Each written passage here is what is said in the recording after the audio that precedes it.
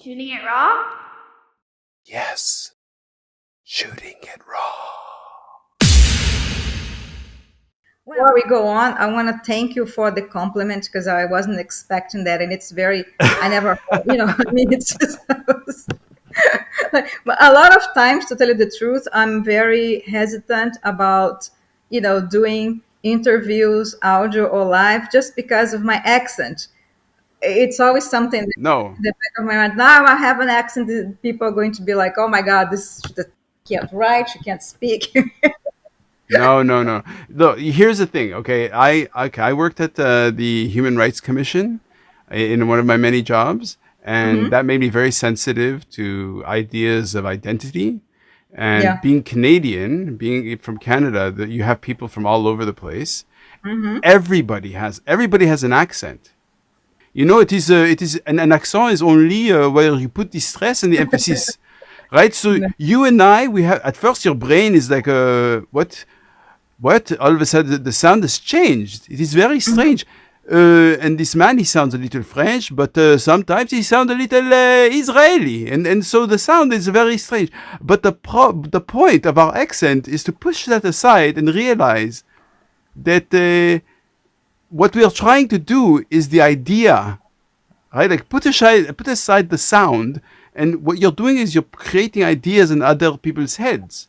And so right now I'm using a strange Israeli French accent that is very confusing, but the point is your accent is really beautiful. It is really, I really love it. I love it. Yeah, it's great. It's great. Thank you. That's fun. Okay. Obrigada. Obrigado. Obrigadi. Say obrigado because you're a man. I know. But I will actually say obrigadi because I'm an idiot.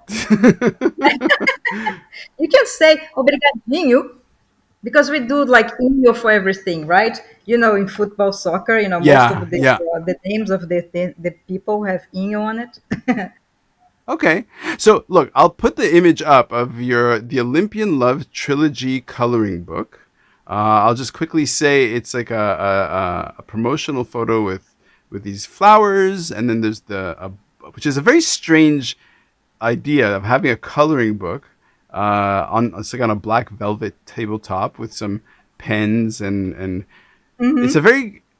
We could talk about it, but I just quickly saw that photo, and it's of you, which for me, people are most interested in other people.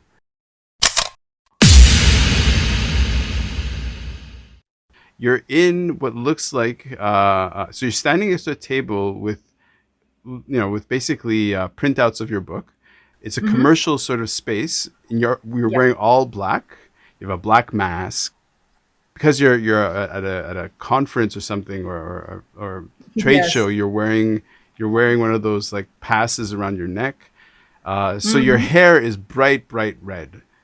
Which now you said it was a wig. That's fine, but you're wearing this shirt that's really quite playful. So the shirt is like it comes with a hood, and your neck is exposed, and you've got like this nice necklace with a little bit of red inside, so it matches your hair very well. So you have a good sense of style. The Melisandre necklace, but it was a small one. Bronze Melisandre, the witch kind of woman. Right. Well, it's a very playful outfit that you're wearing. So it looks like a very, very large conference hall because it's a close shot image of you, but I can just see through the curtain in the back. The lights are at a very, very high ceiling. So this is probably a very large room. So what am I looking at? What is this? Okay, so here in Houston, we have Comic Palooza, which is a Comic Con convention, right? So every year we have one, and then usually like some celebrities come, and writers and actors and people that do comic magazines and stories and things like that. And my publisher here, my American publisher, Inklings Publishing, because they are also from Houston, Texas, she always buys a table because there is like vendor area, right? So she always buys a table at this convention because it's the largest Comic Con in Texas.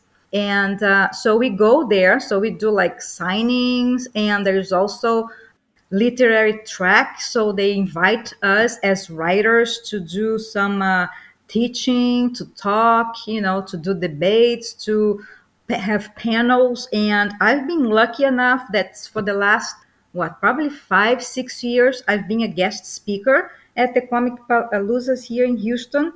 And I've had the chance to interact with a lot of some famous writers as well, moderate the panels, talk about the writing process. And not only that, but we also can stay at the table, looking at people. A lot of people come in different costumes because there's a lot of cosplay involved in this. Yeah, And yeah. famous people. So that is one of the things that is pretty cool that we do every year. Of course, in 2020, it was canceled, but this Yeah. one is specifically is from last year. So last year in July they reopened it, and we had to be, it was mask only because it was kind of middle sort of the pandemic still, but we already had some Sure. people vaccinated, so it was mask required and all that. But we did, and then I had this, usually I have costumes that are more like medieval, and but I have this one which is like a long dress with a hood. It's like a black dress, it's not necessarily a witch. It's supposed to be a magician or something like that. And then Yeah. like, okay, I'm gonna have to try to do something different. So I had like this red wig. I put it on. I put the necklace, which was the Melisandre neck that I had from before, from like a couple of years ago, and then with the mask. So basically, it's a couple. Some people said you look like a ninja too. So I said, yeah, it's kind of a mixture, ninja, whatever. That's great. If people like that, and then they come to the table, they take pictures with you, and it's a lot of fun to be out there like in the costume, and we do that all the time. So our Hmm. table, and you can see probably in the table there are not only my books but like several books from all the authors from English publishing. But it's very cool because we can talk about our books, people buy, and then you say like, oh, you're gonna sell like a romance in a Comic Con. What, you never know what people like, because you see like maybe Sure. the girlfriend is going with her boyfriend, and the boyfriend loves Thor, but the girlfriend hates anything nerdy, and then she'll Yeah. find like a romance and go, hey, something that I like. Sure. You Sure. never know where your audience is, right? So like the more the better, you get seen. That's great.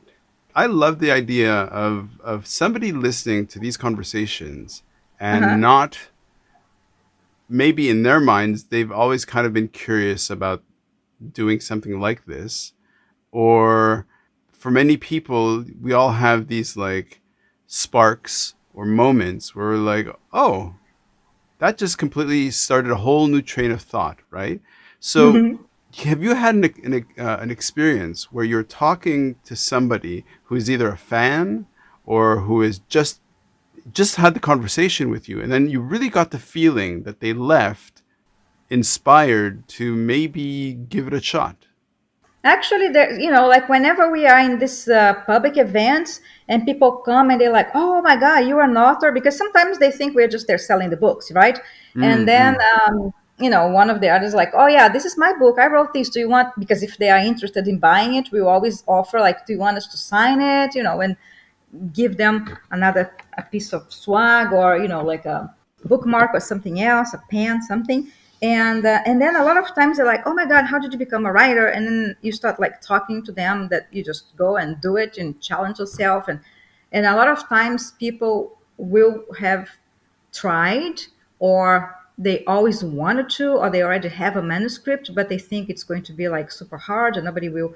And we tell them, I say, look, a lot of times you can do it by yourself, or you'll be lucky enough to find a publishing company, or you can do it by yourself, but you can also submit short stories and things to other people and other venues. And even though you're going to be rejected, you're putting yourself out there. So if you really want it, go for it and don't worry about what Mm-hmm. people.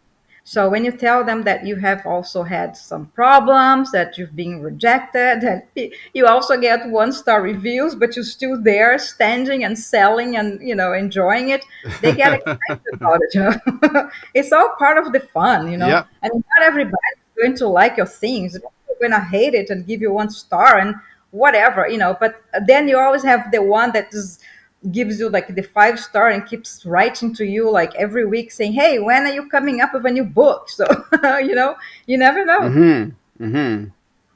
I love it. I totally appreciate it. Thank you so much. Like, this has been really great. What is okay? So, what does your mother call you? Andrea. Oh, it's Andrea. Andrea is your is your first name. Okay, good. Andrea. Yeah. The real name is the E. Okay, so Andrea, I mean, obrigado like a million times. Thank you so much. This has been really great. Thanks. Thank you so much. I had a lot of fun. And, like if it wasn't for an hour, I probably think that we could just go on the whole night talking. I mean, my night and your morning. Sure. Sure, for sure. Yeah. And maybe in Houston. I like Houston. Houston's good. Thank you so much for having me. It was great talking to you. It was an extraordinary experience, and I'm looking forward to the audio, and I'll send to all my fan base. Oh, thank you so much, Andrea. Boa noite. Boa noite. Bom dia. Have a good day.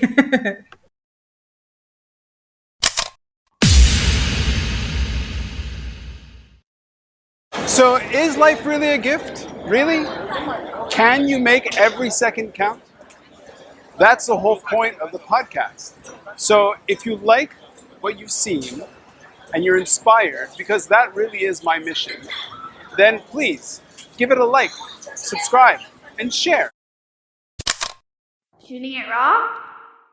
Yes, shooting it raw.